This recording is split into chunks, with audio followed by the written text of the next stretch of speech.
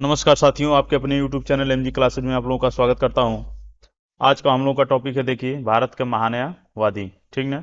तो भारत के महान्यायवादी से संबंधित बनने वाले परीक्षाओं में विभिन्न महत्वपूर्ण प्रश्नों को हम लोग पढ़ने वाले हैं, इस वीडियो में कवर करेंगे। तो चलिए ठीक है, देखते हैं भारत के महान्यायवादी के बारे में। तो भारत के महान्यायवादी जो है कि किस आर्टिकल में वर्णन है इसका, तो अनुच्छेद 76 में। ठीक ना। किस आर्टिकल में वर्णन है? आर्टिकल 76 में। महान्यायवादी को देश का सर्वोच्च कानूनी अधिकारी भी कहा जाता है। ठीक है। और इसकी नियुक्ति राष्ट्रपति द्वारा की जाती है। तो महान्यायवादी का वर्णन अनुच्छेद 76 में है, और इसको जो है कि देश का सर्वोच्च कानून अधिकारी कहा जाता है, और इसकी नियुक्ति किसके द्वारा की जाती है? तो राष्ट्रपति के द्वारा की जाती है। ठीक है। इसकी नियुक्ति राष्ट्रपति के द्वारा की जाती है। योग्यताओं की अगर हम बात करेंगे तो ये भारत का नागरिक हो और उच्च न्यायालय के न्यायाधीश के रूप में काम करने का 5 वर्ष का अनुभव हो, या किसी उच्च न्यायालय में वकालत 10 वर्षों का अनुभव हो। ठीक ना। तो इसकी योग्यताएं क्या होंगी? ये जो है कि भारत का नागरिक हो और उच्च न्यायालय में न्यायाधीश के रूप में काम करने का इसको कितने वर्ष का अनुभव? 5 वर्ष का। या किसी उच्च न्यायालय में ये वकालत करने का इसका 10 वर्ष का अनुभव हो, तो इसको जो है कि राष्ट्रपति द्वारा महान्यायवादी नियुक्त किया जाता है। ठीक है। या राष्ट्रपति के अनुसार वह न्यायिक मामलों का क्या हो? योग्य व्यक्ति हो। ठीक है।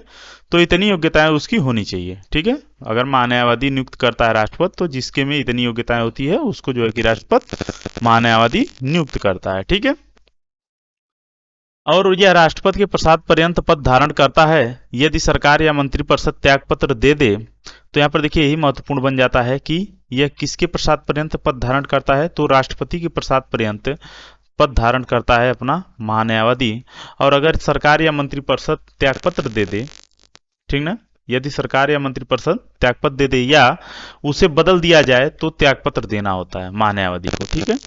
यदि सरकार या मंत्रिपरिषद त्यागपत्र दे दे, तो महान्यायवादी क्या करना पड़ता है भाई? त्यागपत्र देना होता है, क्योंकि इसकी नियुक्ति सरकार की सिफारिश से होती है। इसकी नियुक्ति कैसे होती है? तो सरकार की सिफारिश से होती है। ठीक है। और आगे देखिए क्या दिया है। तो ये सब बहुत ही महत्वपूर्ण प्रश्न बनते हैं इनसे। ठीक है। संविधान में इसका पारिश्रमिक तय नहीं है। जैसे सबका वेतन भत्ता तय है, तो ये जो है कि इसका संविधान में कोई पारिश्रमिक तय नहीं है। यह राष्ट्रपति द्वारा निर्धारित किया जाता है। तो राष्ट्रपति द्वारा जो निर्धारित किया जाता है, वो इसको जो है कि वेतन भत्ते मिलते हैं। ठीक है। तो यहाँ पर जो है कि संविधान में इसका वर्णन नहीं है इसके बारे में। आगे देखिए, कार्य एवं शक्तियों के बारे में देखते हैं। तो भारत सरकार के मुख्य कानूनी अधिकारी के रूप में महान्यायवादी के कर्तव्य।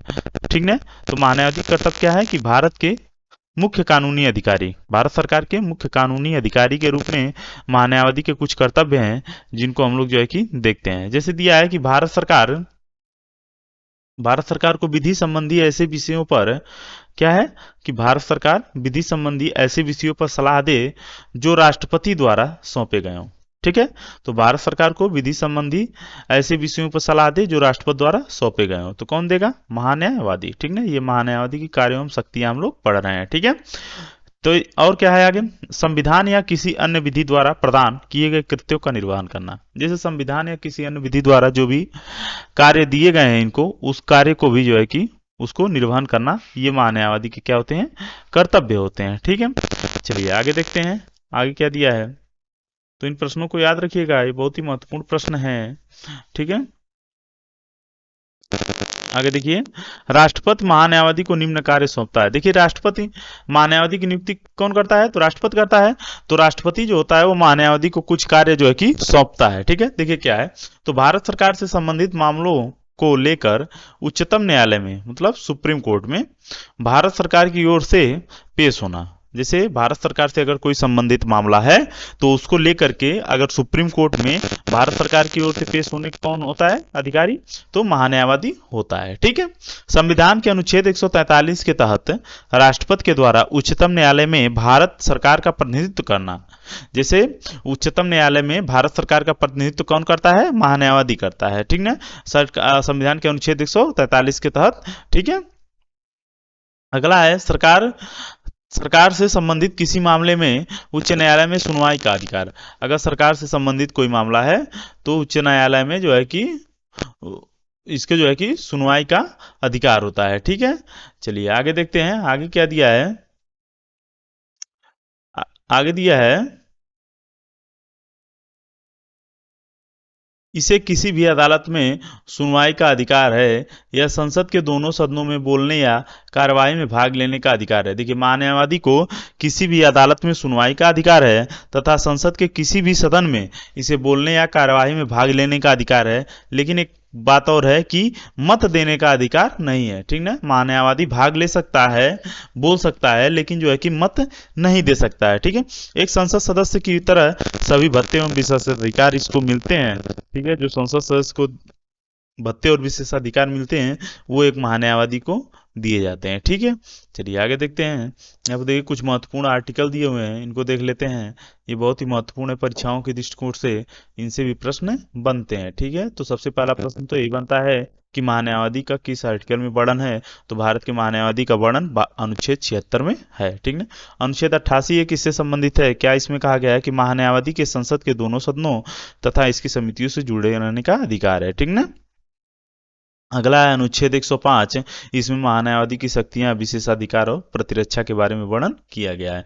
तो ये तीनों आर्टिकल बहुत ही महत्वपूर्ण है। आर्टिकल 76 भारत के महान्यायवादी के बारे में वर्णन करता है, और अनुच्छेद 88 जो है कि महान्यायवादी के संसद के सदनों तथा इसकी समितियों से जुड़े होने का अधिकार देता है, और अनुच्छेद 105 जो है कि महान्यायवादी की शक्तियां, विशेषाधिकार तथा प्रतिरक्षा के बारे में वर्णन किया गया है। ठीक है, तो जैसे महान्यायवादी होता है वैसे राज्य में क्या होता है, राज्य के विधि संबंधी जो प्रस्तुति होती है न्यायालयों में या सरकार की तरफ से, जो राज्यों में अपना रखते हैं विषय। ठीक है, तो वो क्या होते हैं, राज्य के महाधिवक्ता होते हैं। ठीक ना, जैसे हमने महान्यायवादी के बारे में पढ़ा वैसे राज्य के महाधिवक्ता होते हैं जो राज्य के सर्वोच्च कानूनी अधिकारी होते हैं। ठीक है, तो राज्य के महाधिवक्ता का वर्णन देखिए, आर्टिकल किसमें वर्णन है? अनुच्छेद 165 में। किसमें वर्णन है? अनुच्छेद 165 में। ये क्या होता है? राज्य का सर्वोच्च कानूनी अधिकारी होता है। ठीक ना, राज्य का सर्वोच्च कानूनी अधिकारी कौन होता है? तो राज्य का महाधिवक्ता होता है। इसकी नियुक्ति और कार्यकाल क्या होता है? देखिए, तो इसकी नियुक्ति राज्यपाल द्वारा की जाती है, और इसमें उच्च न्यायालय का न्यायाधीश बनने की योग्यता होनी चाहिए। ठीक ना, इसमें किस न्यायालय के न्यायाधीश बनने की योग्यता होनी चाहिए? तो उच्च न्यायालय के न्यायाधीश बनने की योग्यता होनी चाहिए, और ये भारत का नागरिक हो और 10 वर्ष तक न्यायिक अधिकारी का या उच्च न्यायालय, ठीक ना, न्यायिक अधिकारी का या उच्च न्यायालय में 10 वर्ष तक वकालत करने का अनुभव प्राप्त हो। ठीक है, तो ये सब सारे अगर जो है कि उसमें जो है कि योग्यताएं रहती हैं तो राज्यपाल द्वारा महाधिवक्ता उसको नियुक्त किया जाता है। ठीक है, महाधिवक्ता का कार्यकाल देखिए निश्चित नहीं होता है, जैसे महान्यायवादी का कार्यकाल नहीं निश्चित होता है, उसी प्रकार से महाधिवक्ता का भी कार्यकाल निश्चित नहीं होता है। यह राज्यपाल के प्रसाद पर्यंत पद धारण करता है। महान्यायवादी किसके प्रसाद पर्यंत पद धारण करता है? तो राष्ट्रपति के प्रसाद पर्यंत। और महाधिवक्ता का अगर पूछ देगा तो महाधिवक्ता राज्यपाल के प्रसाद पर्यंत पद धारण करता है। इसके वेतन भत्तों का निर्धारण राज्यपाल करता है। तो महाधिवक्ता के वेतन भत्तों का निर्धारण राज्यपाल करता है, और महान्यायवादी के वेतन भत्तों का निर्धारण कौन करता है? राष्ट्रपति करता है। राज्य सरकार को विधि संबंधी ऐसे विषयों पर सलाह दे जो राज्यपाल द्वारा सौंपे गए हों। तो राज्य सरकार को विधि संबंधी ऐसे विषयों पर महाधिवक्ता द्वारा सलाह दी जाती है जो राज्यपाल द्वारा सौंपे गए होते हैं। ठीक है, तो ये भी क्या है? महाधिवक्ता के कर्तव्य हैं। ठीक है, आगे देखते हैं।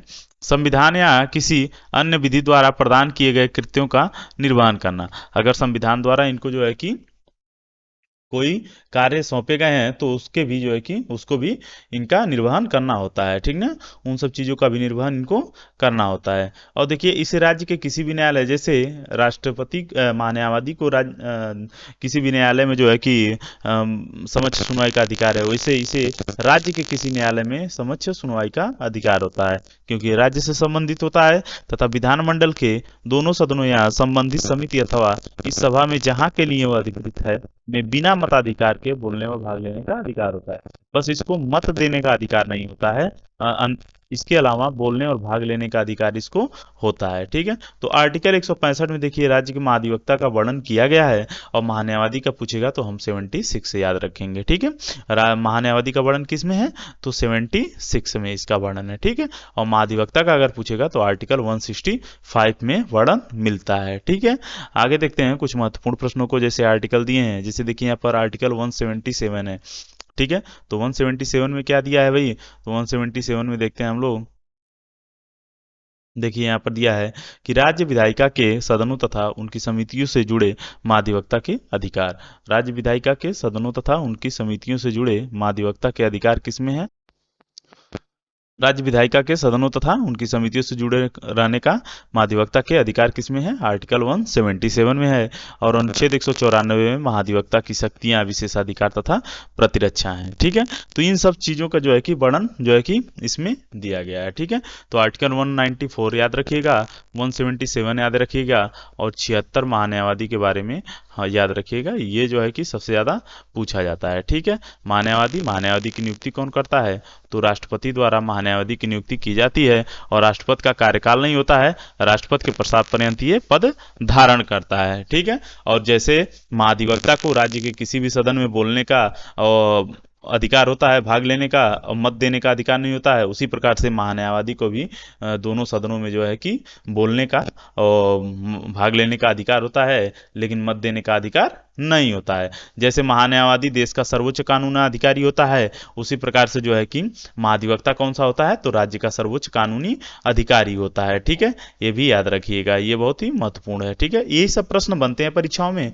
ठीक है, अगर आपने चैनल को सब्सक्राइब नहीं किया है तो चैनल को सब्सक्राइब कर लीजिए और सभी लोगों के पास जो है कि इस वीडियो को शेयर कर दीजिए ताकि अधिक से अधिक लोगों को इसका लाभ मिल सके। ठीक है, तो अगले वीडियो में मिलते हैं कुछ महत्वपूर्ण आयोग से संबंधित जो भी आयोगों का गठन हुआ है उनसे संबंधित जो भी प्रश्न आपकी परीक्षाओं में महत्वपूर्ण बनते हैं उनसे जो है कि जैसे वित्त आयोग हो गया, अनुसूचित जनजाति आयोग हो गया, अनुसूचित जाति आयोग हो गया। ठीक है, तो इन सब प्रश्नों के साथ हम जो है कि मिलेंगे अगले वीडियो में। तब तक के लिए धन्यवाद।